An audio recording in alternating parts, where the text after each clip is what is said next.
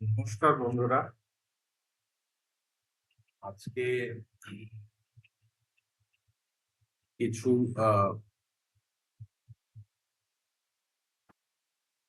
Market সম্বন্ধে তো কথা বলার আছেই। তার সঙ্গে আরো যেটা বলার আছে সেটা হচ্ছে যে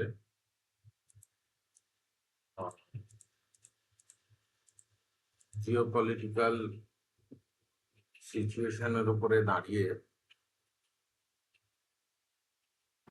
এর দেশীয় ইকোনমি কোথায় দাঁড়িয়ে আছে এবং তার ভবিষ্যৎ কি সেই নিয়ে একটু আলোচনা করব।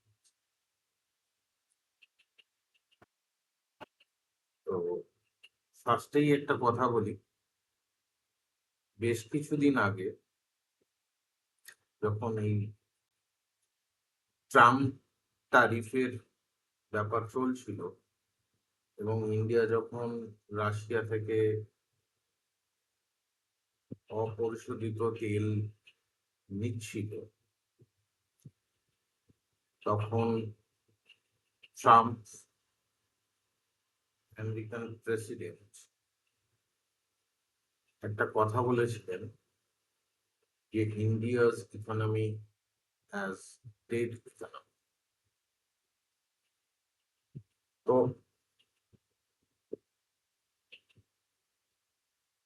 আমাদের দেশেতে এই উক্তিটির ওপরে বিভিন্ন রকম মতবাদ, বিভিন্ন রকম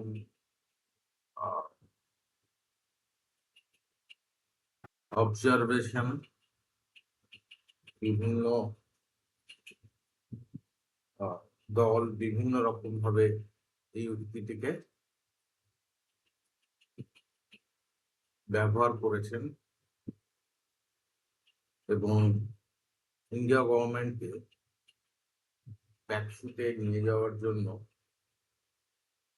এই ফ্রেজটিকে ব্যবহার করা হচ্ছে। আজকের দিনে দাঁড়িয়ে যদি ইউএসএ, ইসরায়েল এবং ইরানের ভেতরে যে যুদ্ধটি হচ্ছে, এই যুদ্ধের যদি সঠিক অ্যাসেসমেন্ট করা হয় তাহলে বলা যেতে পারে যে ইউএস এর ইকোনমি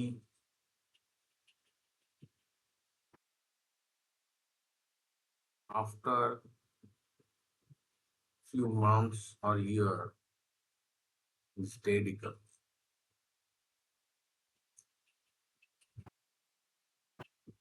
ভারত সরকার এই ব্যাপারটা বা এই বক্তব্যটাকে নিয়ে কোন রকম কোনো উক্তি বা কোন রকম জবাব দেয়নি।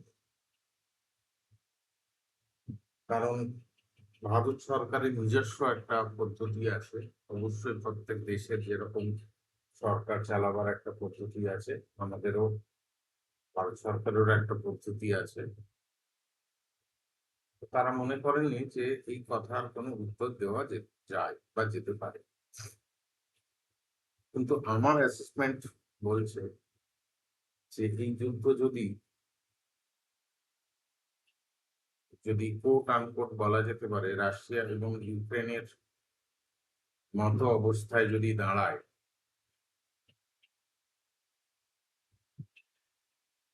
অতদিনও যদি লং লাস্টিং যদি না হয়, 4 বছর ধরে রাশিয়া এবং ইউক্রেনের ভেতরে যুদ্ধ যে চলছে, ততদিনও যদি না, 1 বছর থেকে 1.5 বছরও যদি এই যুদ্ধ চলতে থাকে, 6 মাস থেকে 1 বছর, তাহলেও কিন্তু ইউএস ইকোনমি একটা ডেড ইকোনমিতে পরিণত হবে। এর আগের ভিডিওতে একটি কথা আমি বলেছি যে এসআইপি নিয়ে একটা আমি বক্তব্য দিয়েছি যে কোথাও এসআইপি, সবাই বলছে যে এসআইপি করা উচিত, এসআইপি করা উচিত। হ্যাঁ, যারা একটু লং টার্মে চিন্তা ভাবনা করবে, 7 থেকে 10 বছর ইয়েতে, তারা যদি এসআইপি ক্যারি করতে পারে, ইটস বেটার, তারা ভালো রিটার্ন দেখতে পাবে। বাট যদি কেউ ভাবে যে আমি 4 থেকে 5 বছরের ভেতরে একটা ভালো রিটার্ন দেখতে পাবো, তারা পাবে না। এবং তার সপক্ষে আমার কিছু যুক্তি আছে। এই 5 দিনের যুদ্ধতে আমি একটা ডেটা দেখছিলাম যে ইউএস এর প্রায় $3 বিলিয়ন খরচা হয়েছে, এবং ইরান নাকি এই যুদ্ধে ইউএস এর কত ক্ষয়ক্ষতি হচ্ছে বা কত তার খরচা হচ্ছে সেটা নাকি ক্যালকুলেট করছে। যদি সেই রকম কোনো তথ্য থেকে থাকে, তাহলে কিন্তু ট্রাম্প এবং ইউএস মিডল ইস্টের এই যে গর্ত তারা খুঁড়েছে, এই গর্ততে তারাও কোথাও না কোথাও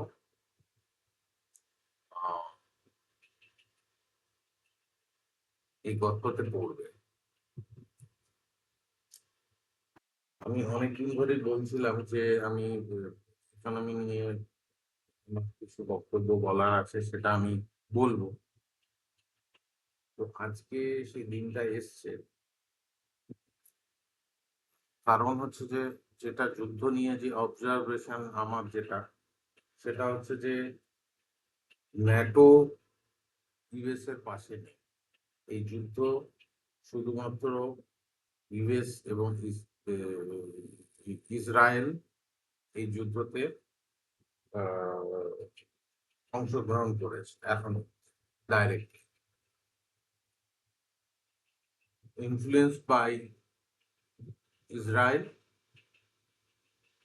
আর প্রোঅ্যাক্টিভনেস দেখিয়েছে হচ্ছে ইউএসএ।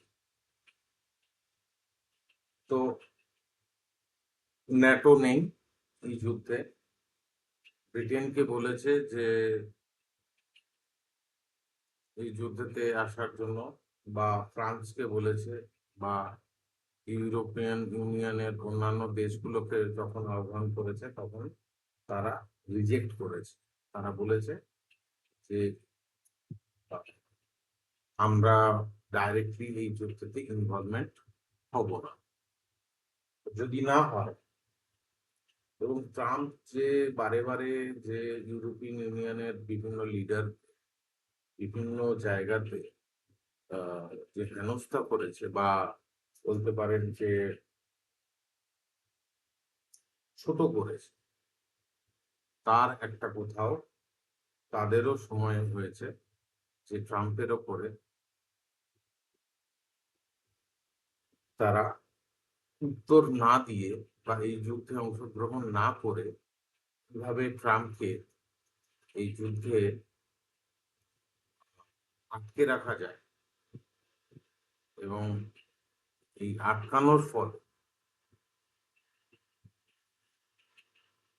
ইউএস এর আর্থিক ক্ষতি তো হওয়ার সম্ভাবনা তো থাকবেই, তার সঙ্গে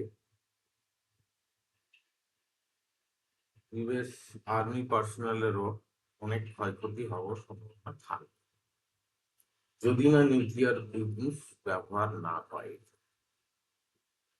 কারণ রাশিয়া এবং চায়না ইরানকে অস্ত্রশস্ত্র দিয়ে তাকে হেল্প করবে, এবং অন্যদিকে আরেকটি নিউজ পাচ্ছি, যেটা হচ্ছে যে ইউরোপিয়ান ইউনিয়ন কোথাও রাশিয়ার সঙ্গে একটা আহ, একটা যোগসূত্র স্থাপন করার চেষ্টা করছে, যাতে তারা গ্যাস এবং অয়েল দুটোতে আবার আনইন্টারাপ্টেড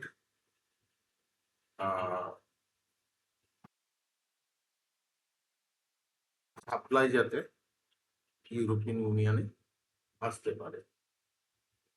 তো যদি এইরকম একটা সিচুয়েশন দাঁড়ায়, তাহলে কিন্তু ইউএস এর জন্য একটা মারাত্মক ডিজাস্টার শুরু হয়ে গেছে। এই ভিডিওটি খুব সময় নিয়ে আমি বানাচ্ছি এবং আমার খুব আপনাদের কাছে আগ্রহ জানাচ্ছি যে আপনারা এই ভিডিওটাকে দয়া করে শুনবেন, কারণ এর প্রসপেক্টে অনেক কিছু নির্ভর করছে। যেরকম হচ্ছে যে এর ফলে যেটা হবে সেটা হচ্ছে যে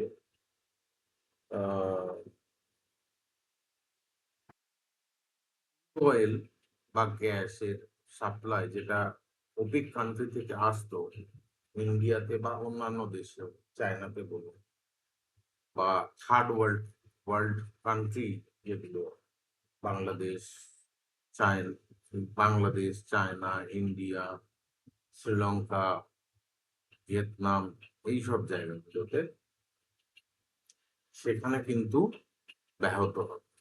তো তার জন্য যেটা দরজাটা খুলে যাবে আবার সেটা হচ্ছে রাশিয়ান অয়েল। এবং এর ফলে যেটা হবে সেটা হচ্ছে যে ইউএস এর যেরকম ধাক্কা লাগবে সেটা তো হবেই, তার সঙ্গে ইউএই, কাতার, কুয়েত, এদেরও ডাইরেক্ট এবং ইনডাইরেক্ট একটা, এরাও কোথাও একটা বেগ পেতে চলেছে। এবং এই যে ইউএই বা আবুধাবি বা দুবাই, এই যে যাওয়ার একটা প্রবণতা, যে ওখানে ভালো লাইফস্টাইল আমরা পাবো, যারা আমাদের এখানকার মিলিনিয়ার একটা চলে যাওয়ার যে একটা প্রবণতা, যে এখানে কিছু নেই, ইন্ডিয়া খুব ন্যাস্টি, হ্যাঁ, ডেড ইকোনমি, এখান থেকে মানুষ পয়সা ইনকাম করে তারা যে লো ট্যাক্স রিজনে যে চলে যাচ্ছে, মেনলি ট্যাক্স পারপাস, আর আরেকটা হচ্ছে যে হেলদি একটা অ্যাটমসফিয়ারে থাকার যে ব্যাপার,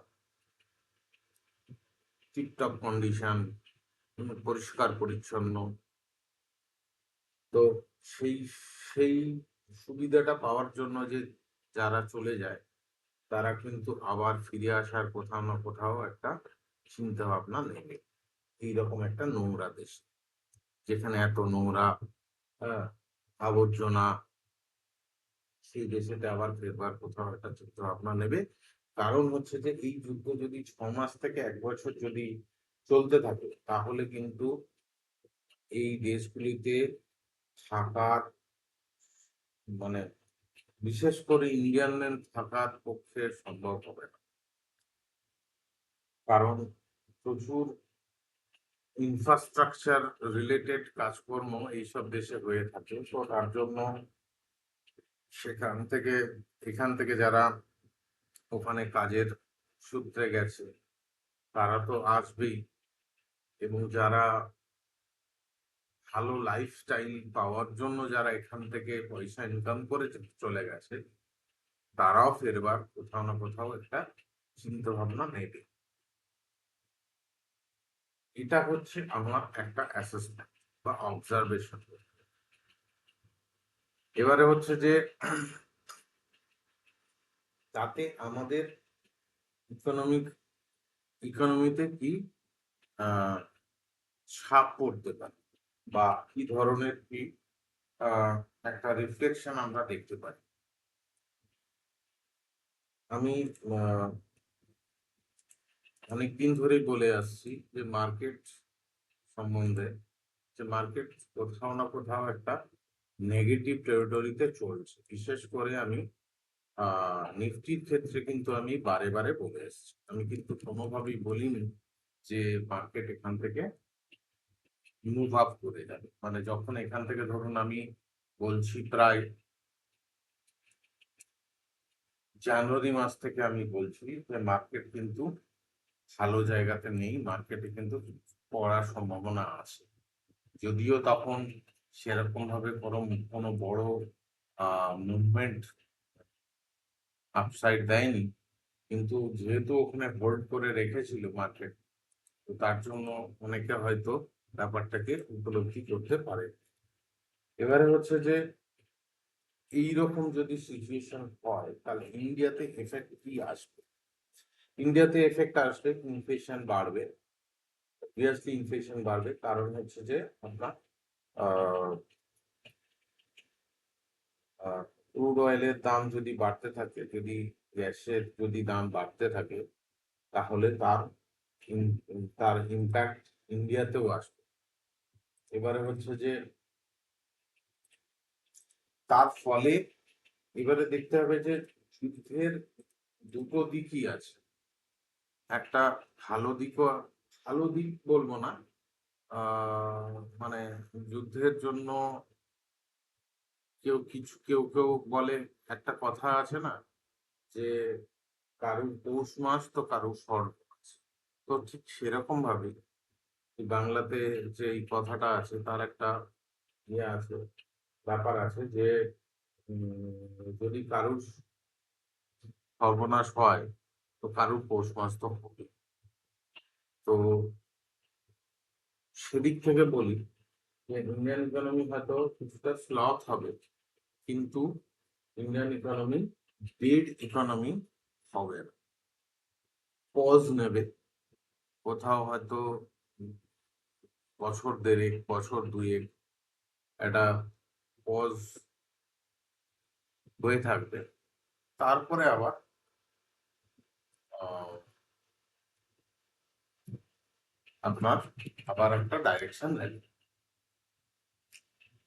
তো যদি এই 5 দিনের ভেতরে ইউএস এর যদি $2 বিলিয়ন থেকে $3 বিলিয়ন যদি খরচা হয়, তাহলে এটা যদি ধরুন প্রায় 1 মাস, 6 মাস যদি হয়, 6 মাস যদি হয় তাহলে মোর দেন 6 মাস মানে হচ্ছে যে আপনার প্রায় 180 180 দিন, 180 দিন যদি চলতে থাকে তাহলে উম, মানে প্রায় আপনার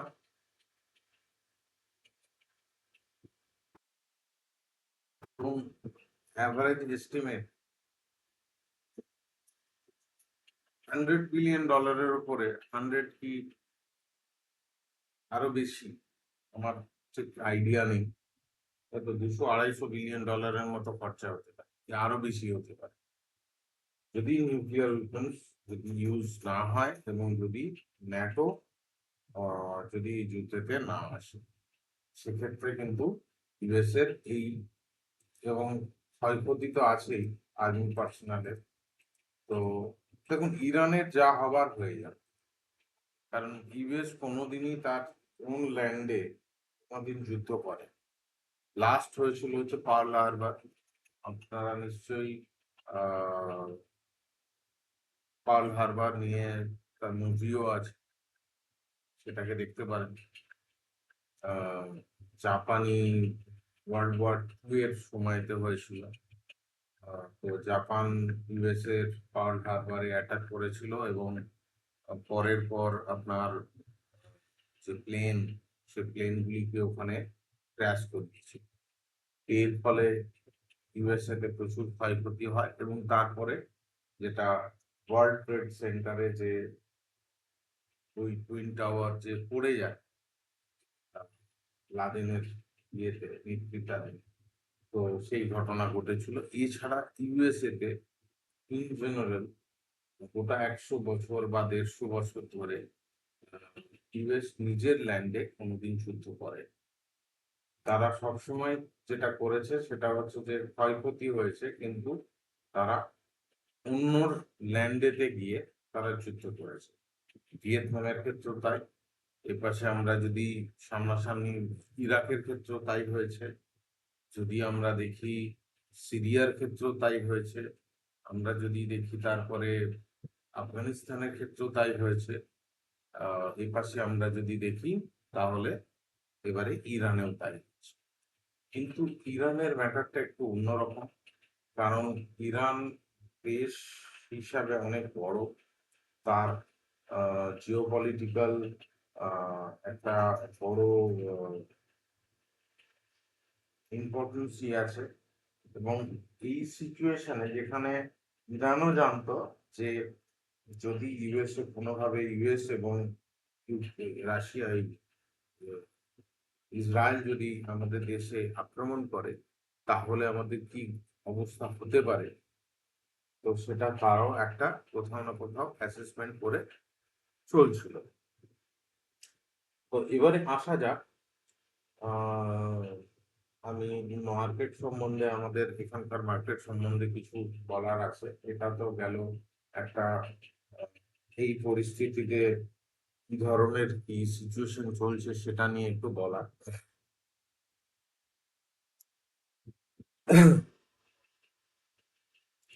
আহ ইন্ডিয়ান ইকোনমি একটা পজ সিচুয়েশনের মধ্যে দিয়ে যাবে। ইনফ্লেশন তো সব দেশেরই বাড়বে, আমাদের দেশে তো তার ইম্প্যাক্ট আসবে, অবশ্যই আসবে।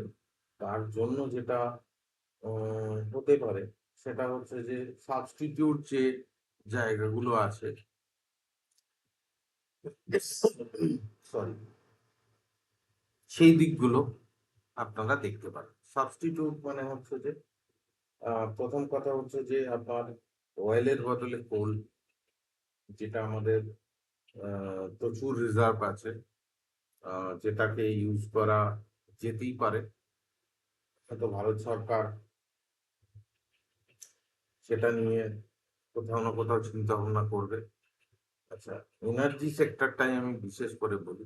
দেখুন, কমার্শিয়াল যে ভেহিকলস আছে সেখানে কিছু করার নেই। তার ভেতরেও যেগুলো কমার্শিয়াল বাস যেগুলো আছে, বিশেষ করে যাত্রীবাহী বাস, সেগুলো এখন অনেকটাই আস্তে আস্তে আহ আপনার ইলেকট্রিক কার যেটা, সেই দিকে কিন্তু প্রবণতা বাড়ছে। তো সেরকম ভাবে ইলেকট্রিক যদি বাসের প্রবণতা বাড়ে, তো শুধু কমার্শিয়াল অন্যান্য যে ভেহিকলস গুলো ছাড়া সেখানে তো আপনার ক্রুড অয়েল তো ব্যবহার হবে না, অয়েল তো ব্যবহার হবেই, পেট্রোল বা ডিজেল। কিন্তু অন্যান্য যে জায়গাগুলো, সেগুলো কিন্তু ফ্লারিশ করার মতো একটা জায়গা থাকে। কারণ যদি মনে করুন কোনো না কোনো কারণে $100 ওপরে যদি ক্রুড যদি বেড়ে যায়, মুভ করে যায়, তাহলে কিন্তু উম, আপনার আহ সেক্ষেত্রে কিন্তু অন্যান্য যে ইয়েগুলো, সেগুলো কিন্তু বাড়তে থাকবে, সেগুলোর চাহিদা কিন্তু বাড়বে। কারণ ক্রুড আপনার 1-1.5 সপ্তাহ আগে অব্দি 62 থেকে চলছিল ক্রুড অয়েল, WTI বলছি। তো সেই ক্রুড আপনার চলে এসছে হচ্ছে $75। তো এতখানি অ্যাপ্রিসিয়েট করেছে, আর $25 বাড়াতে আর বেশি দিন সময় নেবে না, হয়তো 1 মাসের হয়তো ভেতরেই হয়তো $100 ওপরে চলে যেতে পারে, যদি এই যুদ্ধটা যদি 1 মাসের অতিক্রান্ত হয়। তাহলে মোটামুটি ধরে নিতে পারেন যে ক্রুড অয়েল $100 উপরে বেরিয়ে যাবে, বিশেষ করে ওপেক যে কান্ট্রি যে ক্রুড আছে, ব্রেন্ট ক্রুড। তো ন্যাচারাল গ্যাস তো যথেষ্ট অ্যাপ্রিসিয়েট করেছে। আহ এর ফলে যেটা হবে সেটা হচ্ছে যে কোলের ইউজ বাড়বে, সোলার এনার্জির ইউজ ইউজ বাড়বে, আহ, এবং আপনার আহ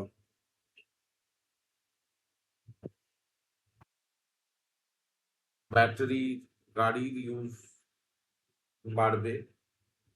কারণ এবং ব্যাটারি ইউজ বাড়ার কারণ হচ্ছে যে যেহেতু ক্রুড অয়েল যদি আমাদের হাতেতে, যদি ধরুন ইন্ডিয়ার কাছে যদি টোটাল 100 দিনের বা 1 মাসের যদি তেল মজুদ থাকে, তো তারপরে তো আপনার তো দাম বেড়ে গেলে সেই অনুযায়ী তো তেল নিতেই হবে। আর যদি রাশিয়া থেকে নিতে হয় তাহলেও আমাদের তার টাইমিং অনেক বেড়ে যাবে। কারণ রাশিয়া হয়ে আসতে আমাদের তেল প্রায় 1 মাসের মতো লাগে। তো সেক্ষেত্রে আপনার কিন্তু টাইমটা এখানে একটা ফ্যাক্টর হয়ে দাঁড়াবে। আচ্ছা, এবারে হচ্ছে যে বলি যে সেক্ষেত্রে ইন্ডেক্সের উপরে কি রিফ্লেকশন আসতে পারে? এটা একটা বড় কোশ্চেন। প্রত্যেকের মনেতেই আমার মনে হয় হবে। সেটা হচ্ছে যে ইন্ডেক্স ডাউন সাইড, আমি সকালবেলা যে ভিডিওতে আমি সেখানে বলেইছি যে ইন্ডেক্স এখন অব্দি ডাউন সাইড আছে। কারণ হচ্ছে যে ব্যাংকের যে ডাউন সাইডের রিফ্লেকশন, ব্যাংকও যে মানে ব্যাংক ইন্ডেক্স পড়তে পারে, ব্যাংক ইন্ডেক্স এতদিন ধরে ধরে রেখেছিল, ব্যাংক ইন্ডেক্সও আলটিমেটলি কিন্তু নেগেটিভ টেরিটরিতে ঝুঁকেছে, এই মাসেতেই ঝুঁকেছে সবাই। তো ব্যাংক ইন্ডেক্স যদি এবারে ফেলতে থাকে তাহলে কিন্তু আহ নিফটিতেও রিফ্লেকশন তার আসবে। তবে হ্যাঁ, একটা জিনিস কি, যে সেক্টরিয়াল চার্নিং, যেটা আমি এর দু চারটে ভিডিও আগে তো আমি বলেছি, সেক্টরিয়াল চার্নিং হতে থাকবে। অর্থাৎ একটা সেক্টরকে ফেলবে তো একটা সেক্টরকে তুলবে, যদি ব্যাংকিং কে ফেলে তো আইটি কে তুলবে, এইরকম ভাবে যে ভাইস ভার্সা একটা মুভ। তাতে কি হবে, তাতে নিফটির বা সেন্সেক্স বা সেন্সেক্সের যে ডাউনফল, সেটা স্টিফ ডাউনফল হবে না। হয়তো এখান থেকে অনেকে ভাববেন যে এখান থেকে হয়তো 17,000 বা 15,000 লেভেলে চলে আসবে না, ততখানি রিফ্লেকশন আসবে না। তবে প্রত্যেকটা সেক্টর ধরে ধরে কারেকশন হবে এবং প্রত্যেকটা সেক্টরের একটা আপ মুভও আসবে। তো সুতরাং এখানে এইরকম ভাবে ক্যালকুলেশন করা খুব উচিত হবে যে সেক্টরাল চার্নিংটা বেশি হবে। অর্থাৎ একটা সেক্টরকে ফেলবে যখন, একটা সেক্টরকে তুলবে। উম, আমাদের যেরকম এই গত 1 মাসের ভেতরে এআই এর প্রবলেমের জন্য, এআই এর প্রবলেম বলবো না, এআই আসার ফলে যেরকম ভাবে আমাদের আইটি তে ইম্প্যাক্ট এসছে, আইটি তে ধরুন মোর দ্যান প্রায় 40% করে, প্রায় মোর দ্যান 40%ই বলতে পারি, যে 4500, যেখানে প্রায় 4600-র কাছে, যেখানে আপনার টিসিএস মুভ করেছিল, সেখান থেকে 4600 থেকে এখন 2580, 2580 মানে হচ্ছে যে প্রায়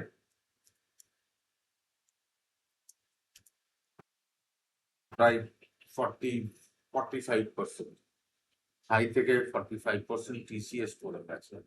উইপ্রো মোটামুটি আপনার পড়েছে হচ্ছে যে যদি আমি মেজর আইটি গুলোকে আমি যদি দেখি, উইপ্রো পড়েছে প্রায় ধরুন 370 থেকে আপনার প্রায় 195 আজকে ডেট অনুযায়ী হচ্ছে।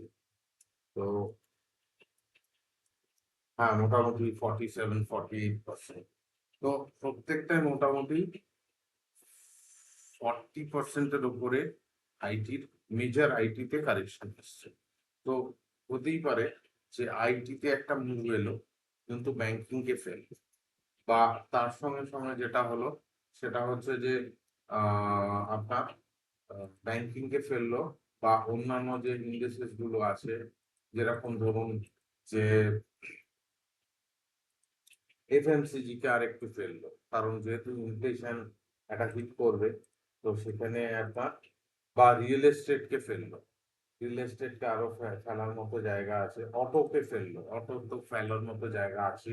যারা যারা এখনো অব্দি যে কোম্পানিগুলি আপনার ব্যাটারি ওরিয়েন্টেড কার তৈরি করেনি, তো তাদের জন্য একটা কোথাও ড্রব্যাক হয়ে থাকবে অবশ্যই।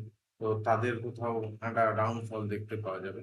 তো এই ধরনের একটা আপ এন্ড ডাউন দেখতে পাওয়া যাবে সেক্টরিয়াল চার্নিং। তো এক্ষেত্রে যেটা হবে সেটা হচ্ছে যে আমি তার জন্যই তখন বলেছিলাম যে এসআইপি তে আপনার যদি লং টার্ম ভিউ থাকে, 7 থেকে 10 বছরের ভিউ থাকে, তাহলে ওয়েল এন্ড গুড।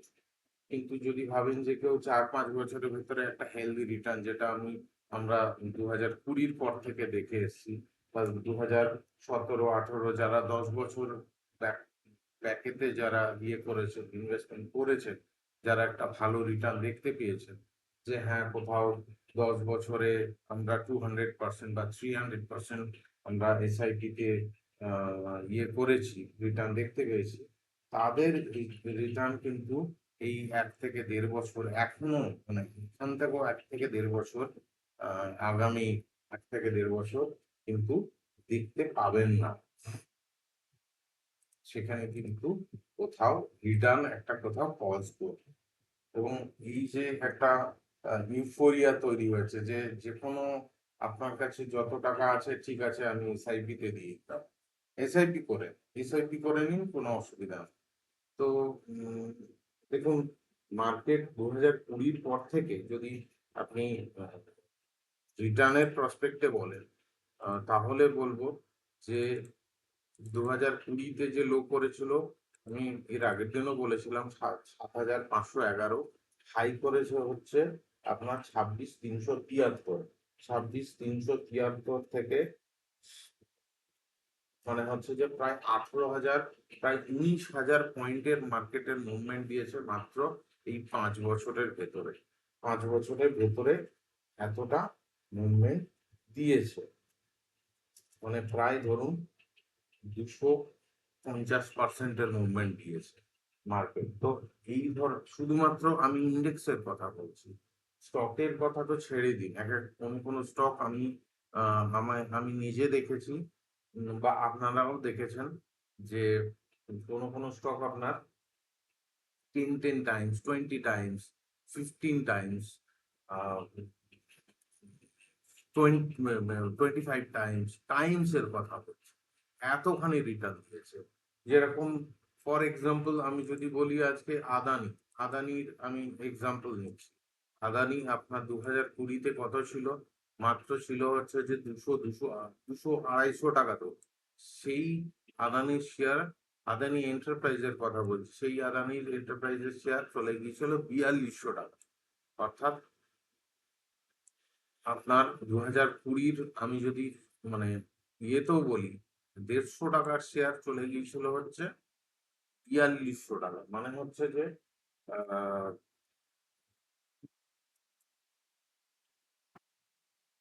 মানে প্রায় 28 টাইমস এর রিটার্ন দিয়েছে। তো এই যে 28 টাইমস এর রিটার্ন দিয়েছে এত শর্ট টাইম পিরিয়ডের ভেতরে, এটা এটা জাস্টিফাইড নয়, এটা কোনোদিনই জাস্টিফাইড নয়। আমি বারে বারে বলে এসেছি, 2007-08-এও আমি দেখেছি, 2005-06-07-08 এই সময়টাতেও দেখেছি, বা তার পরবর্তীকালেও দেখেছি। মার্কেট অলওয়েজ যদি হরাইজন্টাল মুভমেন্ট দেয়, it's better for long term. যদি মার্কেট বলুন বা যে কোনো স্টক বলুন, যদি ভার্টিক্যাল মুভমেন্ট দেয়, সেটা আপনার কিন্তু সাস্টেনেবল নয়। ফর এক্সাম্পল, রিলায়েন্স, আজকে রিলায়েন্স হয়, রিলায়েন্সের পেছনে আপনার দীর্ঘদিনের একটা আহ, দীর্ঘদিনের একটা টাইম ব্যাকআপ আছে।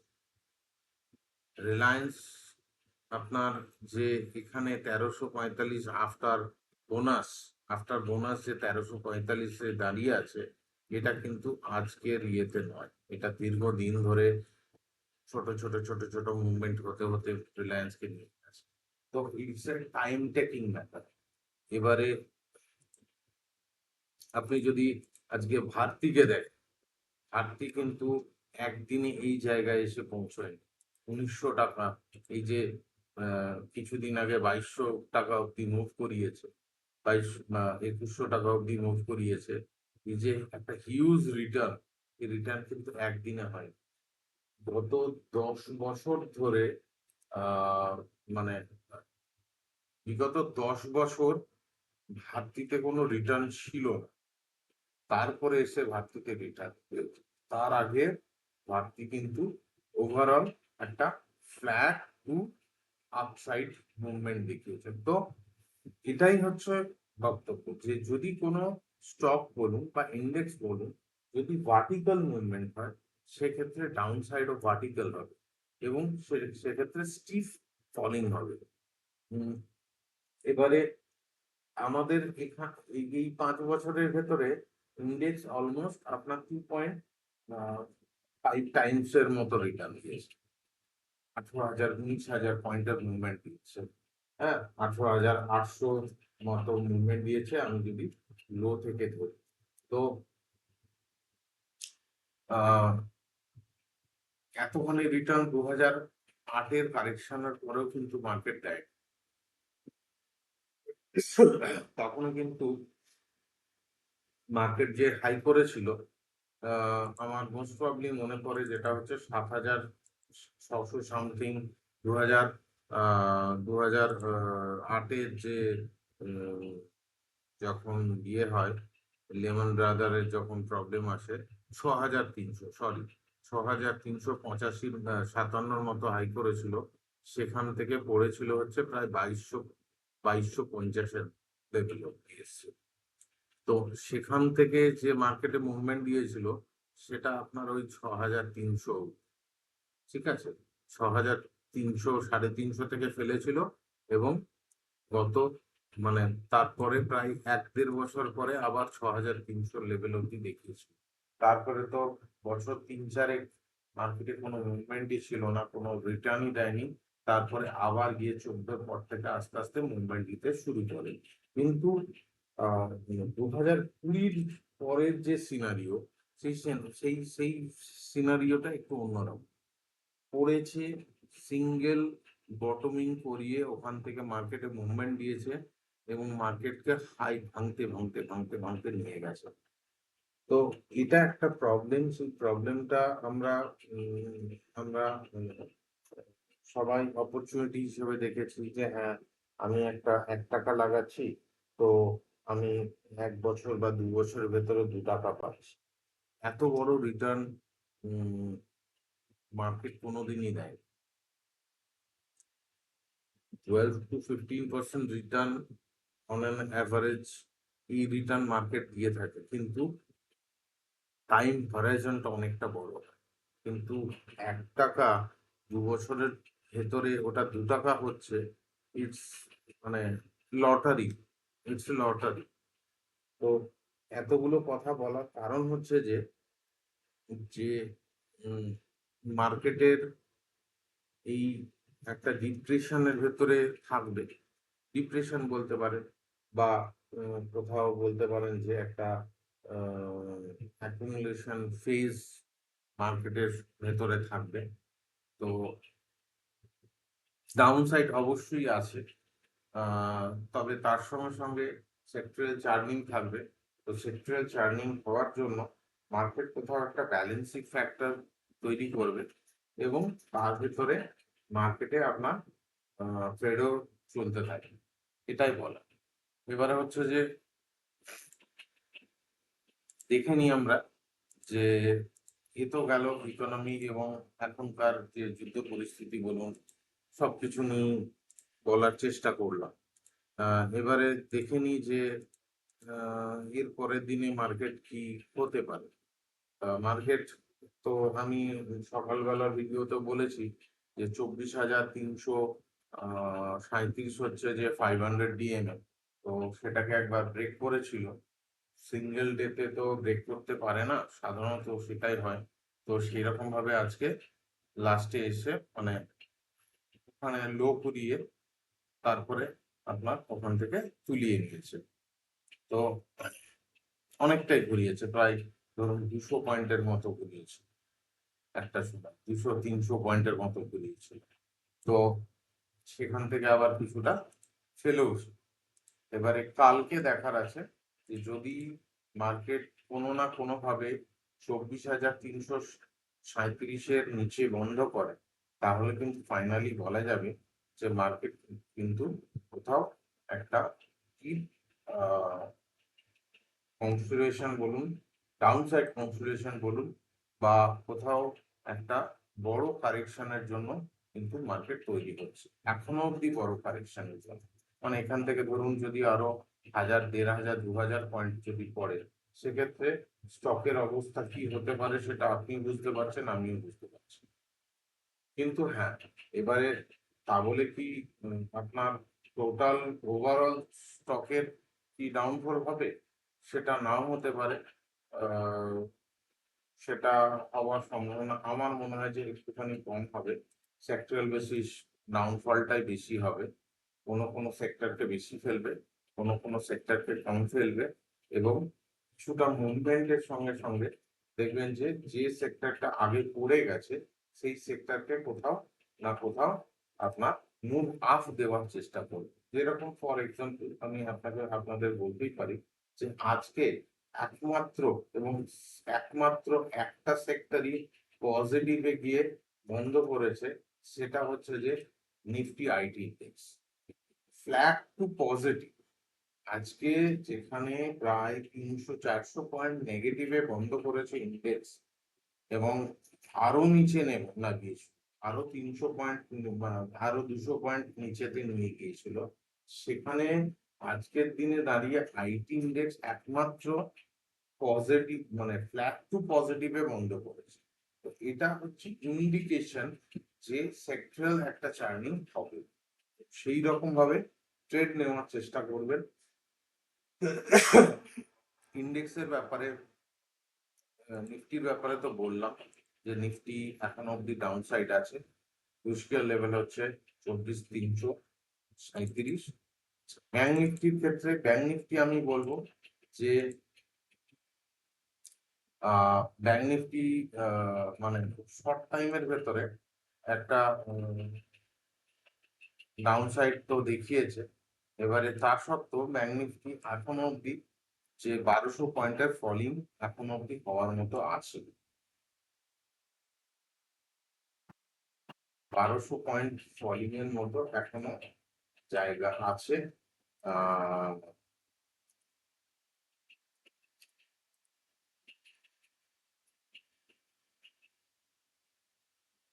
মোটামুটি 1200, 1250 পয়েন্টের মতো, মানে যেখান থেকে আপনার, যে কোন জায়গাটা বলছি তাও বলি, মোটামুটি আপনার 2000 এই ফেব্রুয়ারির 3 তারিখের যে লো, সেই লোটাকে কোথাও আপনার রিটেস্ট করবার মতো জায়গাতে আসবে, কারণ এখন অব্দি ব্যাংক ইন্ডেক্স ওই লোকে রিটেস্ট করেনি। মানে হচ্ছে যে 57,829 বা 57,783, এই জায়গাটা তার নিচে অব্দি একটু আনার মতো জায়গা রাখ, মানে হচ্ছে যে মোটামুটি এখান থেকে ধরুন 57,500, মানে ওই 1200 পয়েন্টই হচ্ছে। হ্যাঁ, তো 1200 পয়েন্ট ব্যাংক ইন্ডেক্সকে ফেলার মতো কোথাও জায়গা এখন অব্দি বাকি আছে। রিলায়েন্সের ক্ষেত্রে বলি, রিলায়েন্স হঠাৎ করে আপনার একটা আজকে সুন্দরভাবে মুভ আপ দিয়েছে, কিন্তু নিচ থেকে ভালো ঘুরিয়েছে, যেহেতু অনেকটা ফেলে দিয়েছিল রিলায়েন্সকে। মানে ইন্ডেক্স করার আগেই রিলায়েন্স কোথাও একটা নেগেটিভ জোনেতে ঢুকেছিল, এবং তার রিফ্লেকশন অনেক আগের থেকেই দেখিয়েছে। তো আমার মনে হয় যে রিলায়েন্স আপনার আবার নতুন করে লোয়ের কাছাকাছি, মানে ধরুন মোটামুটি 1320, এই জায়গাটা তো দেখাবার মতো জায়গা আছে। 100 পয়েন্ট করে পড়ছে, কিন্তু এর আগে ছিল হচ্ছে 1400 ঘরেতে, 1420 ঘরে, এখন ঢুকে গেল 1345 থেকে 1340-45 থেকে 1320, এই জায়গাটা আগে ছিল যে 1440, তারপরে 1472-70-72-এর উপরে যদি বন্ধ করে তাহলে রিলায়েন্স উপরের দিকে যাবে। এখন সেটাই আবার নেমে এসছে 1340-45 থেকে 1320, এবং ঠিক ওই 1300 লেভেল, 100 টাকা ডাউন সাইড রয়েছে। তো রিলায়েন্সও নিচের দিকে দেখাবে আপাতত 1320 অব্দি দেখবার মতো জায়গা আছে। দেখা যাক তারপরে কতখানি রিলায়েন্সকে ভাঙে, কারণ রিলায়েন্সের ওপরে মার্কেটের একটা কোথাও মানে স্ট্রেংথ বা উইকনেস এটা শো করে। মোটামুটি মার্কেট যতখানি পড়ে ততখানি রিলায়েন্স পড়ার মতো একটা জায়গা থাকে। সেটা গেল। আচ্ছা, এবারে হচ্ছে যে আমি বুলিয়ানের ক্ষেত্রে চলে যাই। বুলিয়ান দেখুন, আমি বিগত 7-10 দিন আগে যে ভিডিওগুলোতে আমি বলেছি যে গোল্ড এবং সিলভার কোথাও একটা আপমুভ দেখাবার মতো জায়গা আছে। তো সেই মতো কিন্তু গোল্ড এবং সিলভার কিন্তু উপরে দেখিয়েওছি। আমি যদি দেখেন তো দেখতে পারেন যে মোটামুটি তখন ওই 2,45,000-এর মতো সিলভার চলছিল। সেখান থেকে আপনার 2,80,85 অব্দি দেখিয়ে এসছে। মোটামুটি এতটাই ইয়ে আছে এখন। ওই একটা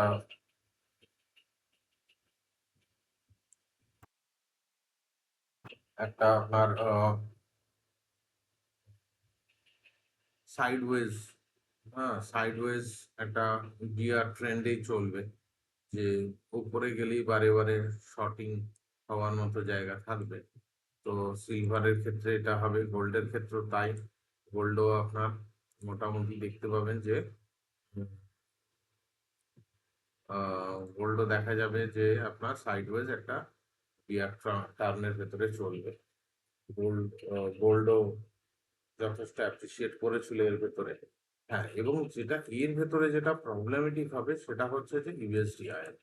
আমার কোথাও মনে হচ্ছে যে ইউএসডি আয়ন এবারে, আমি এর আগের বারে তখন মানে 10-15 দিন আগের ভিডিওতে বলেছিলাম যে ইউএসডি আয়নারে কোথাও হ্যাম্পারিং আসবে, এবং সেটা আমি দেখতে পাচ্ছি আজকের দিনে দাঁড়িয়ে কিন্তু ফার্স্ট টাইম আবার এসে ইউএসডি আয়নার কিন্তু লোকে ব্রেক করেছে।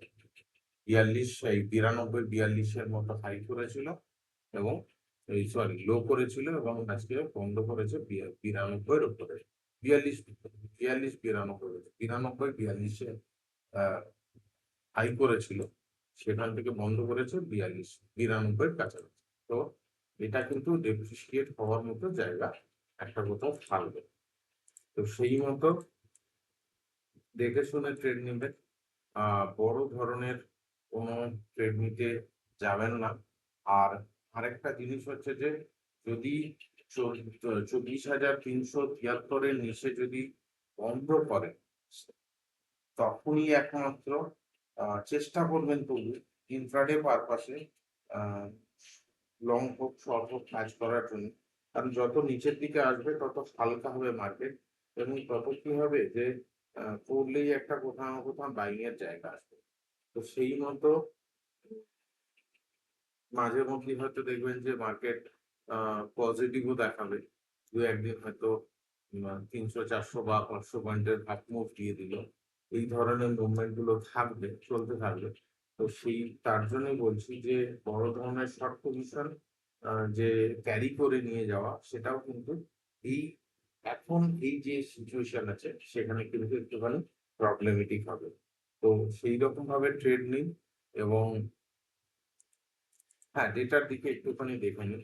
আজকে আপনার 480-তে তো বন্ধ করেছে স্পট, 30.37 আরএসআই আছে, ঠিক আছে।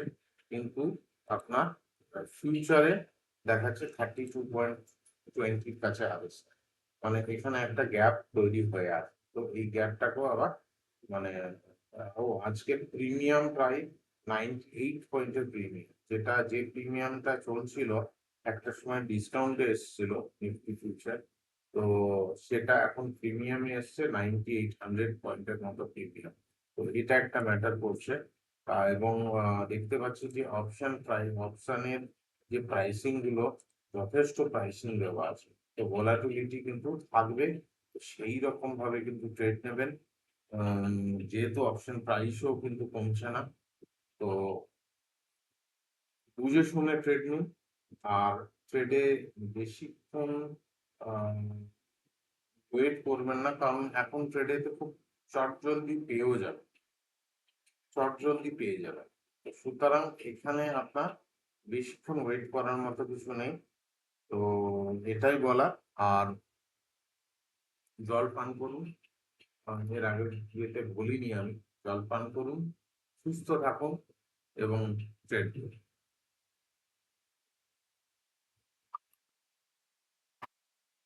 শুভরাত্রি। Thank you.